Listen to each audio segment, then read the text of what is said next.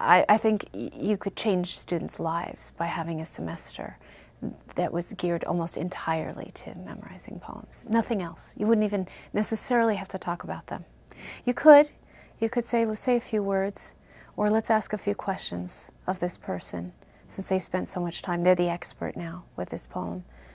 I think that would be revolutionary. And you could do it as early as kindergarten, easily kindergarten. I've done it with kindergartners.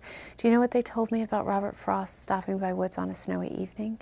After we memorized it together, in about 15 minutes, we did it as a group. And that's another way to get people used to memorizing. You do it as a group, and you do it with hand motions. So a noiseless, patient spider, and then it helps them to remember it, loosens everyone up, and it makes them realize, oh, this isn't hard to do.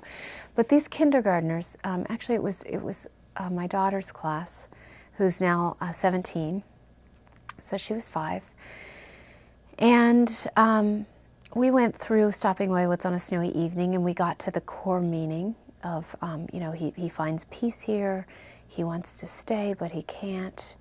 So I said, why use 20 or 25 lines and take all that trouble with rhymes and iambic tetrameter, and why do that when you could just say, he wants to go on and he can't. He wants to stay, but he has to go on.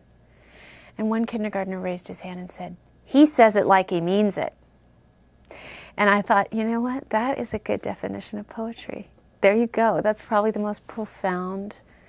How much of our lives would change if we had a few things to say that we really meant?